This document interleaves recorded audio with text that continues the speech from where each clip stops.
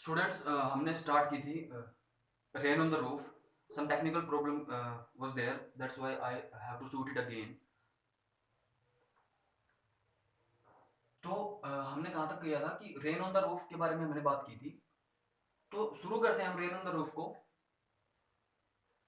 When the humid shadows hover all over all the starry spheres, and the melancholy darkness gently weeps in the rainy tears, what a bliss to press the pillow of a cottage chamber bed and lie listening to the patter of the rain upon the roof. तो इस कविता के अंदर poet just getting nostalgic. मैंने बताया था कि इसके अंदर पोएट जो है वो नोस्टैल्जिया में जाता है, यानी कि वो पुरानी यादों को फील कर रहा होता है. कब? जब बारिश जो आती है, बारिश जो की बूंदें जब छत पर पड़ती हैं तो वो पुरानी यादों को तरोताजा कर रहा होता है. यानी कि जो बारिश है वो कारण बनती है किसका? उसकी पुरानी यादों, उसके पुरानी यादों में खो जाने का. ठीक है. तो rain on the roof start होते हैं यहां से. When the humid shadows hover, यानी कि जब the humid shadows hover. Humid means जो full of, that is full of moisture, यानी कि जब आर्द्र अवस्था में जो चीज होती है उसको जो हम बोलते हैं ह्यूमिड. ठीक है. Shadows hover.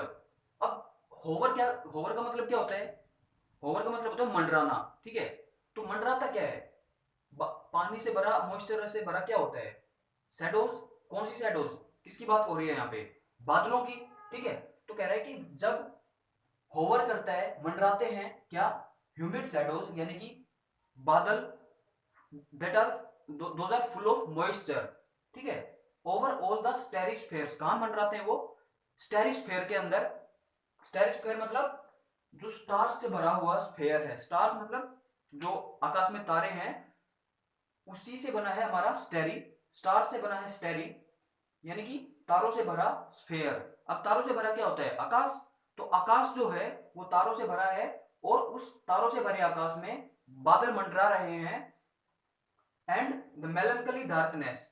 मेलनकली मतलब होता है जो सैड सिचुएशन होती है, सैड, जिसको उदास बोलते हैं. ठीक है.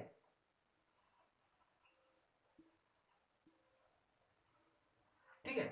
तो सैड जो सिचुएशन है किसकी? डार्कनेस की. जो डार्कनेस है, अंधेरा है, जो अंधेरा छाया हुआ है बादलों की वजह से. जब बादल मंडराते हैं तो अंधेरा छाता है. तो वो जो अंधेरा छाया हुआ है उसकी कंडीशन है वो सैड है, यानी कि उदास है वो.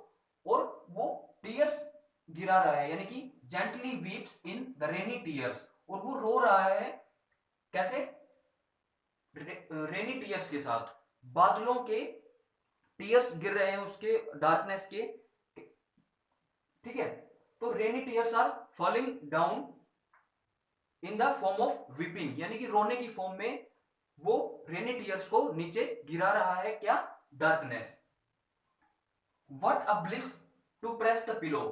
अब यहां तक तो कंडीशन, जो सिचुएशन है उसने बताई कि बादल छाए हुए हैं और जो आकाश है वो फुल ऑफ स्टार्स है, और उस फुल ऑफ स्टार्स के अंदर बादल भी छाए हुए हैं, अंधेरा भी छाया हुआ है. और जो अंधेरा है वो एक तरीके से सैड है, उदास है. यहाँ पे अंधेरे को उदास बताया गया है, यानी कि एक निर्जीव चीज को, नॉन लिविंग थिंग को यहाँ पे लिविंग थिंग के रूप में प्रेजेंट किया गया है. तो यहाँ पे जो फिगर ऑफ स्पीच यूज हुआ है वो हमारे पास है मेलनकली डार्कनेस, दैट मीन्स पर्सोनिफिकेशन.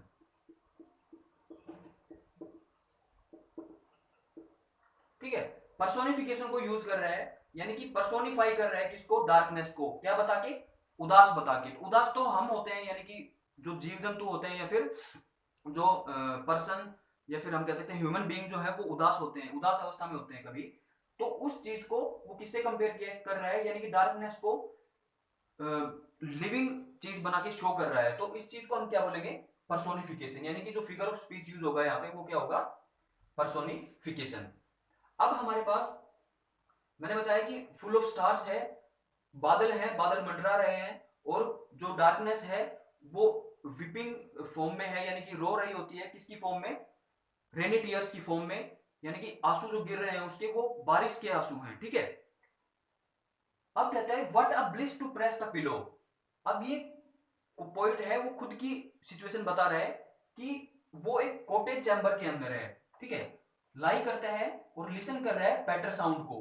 देखो मैं बताता हूं अब, what a bliss to press the pillow, bliss मतलब आनंद जो आ रहा है उसको किस चीज में, to press the pillow, he is pressing the pillow, यानी कि जो पिलो है उसको वो दबा रहा है, of a cottage chamber bed, यानी कि उसका जो कक्ष है, जो चैम्बर है बेसिकली, उसके अंदर जो बेड है वो उस पर लेटा हुआ है और वो लिसन कर रहा है क्या, टू द पैटर। अब पैटर क्या है यहां पे, साउंड ऑफ रेन, जो रेन का साउंड है जब वो छत पे पड़ती है, जब जो साउंड क्रिएट होता है वो पैटर साउंड है यहाँ पे। तो जो पैटर कर रही है रेन, उस साउंड को सुन के वो पिलो को प्रेस कर रहा है, और पिलो को प्रेस करते हुए उसको क्या आ रहा है, आनंद आ रहा है, ब्लिस, एक तरीके से वो ब्लिस फुल स्टेट के अंदर है। And lie listening to the patter of rain upon the roof, और कह रहा है कि of the rain upon the roof, जब बादल सॉरी जो बारिश है वो रूफ पर, छत पर पड़ रही होती है। तो इस स्टैंजा में बेसिकली उसने यही बताया है कि जो बादल हैं वो छाए हुए हैं, और जो डार्कनेस है वो वीप कर रही है, रो रही है, किसकी फॉर्म में, बारिश की फॉर्म में। और जो पोइट है वो पैटर साउंड को सुन के, यानी कि जो साउंड है बूंदों का छत के ऊपर गिरने का, उसको सुन के वो पिलो को प्रेस कर रहा है, और वो उस चीज से एक ब्लिसफुल स्टेट के अंदर है, यानी कि blissful state in the sense वो आनंद प्राप्त कर रहा है उस चीज से। और अगर हम बात करें तो इसके अंदर हमें स्टेरिस्फेयर्स, ये जो है ये हमारे पास एलिट्रेशन का एग्जांपल है। Alliteration figure of speech use हुआ है यहाँ पे, क्योंकि एस और एस दो बार रिपीट हो रहा है, ठीक है, यानी कि repetition of the words, that's why here we have alliteration figure of speech. उसके बाद हमारे पास पर्सोनिफिकेशन मैंने बताया, उसके बाद पैटर्न, यस, ये जो साउंड है ये किसी चीज का मीनिंग दे रहा है हमारे हमें यहाँ पे, तो ये जो फिगर ऑफ स्पीच होगा ये होगा ओनोमेटोपिया।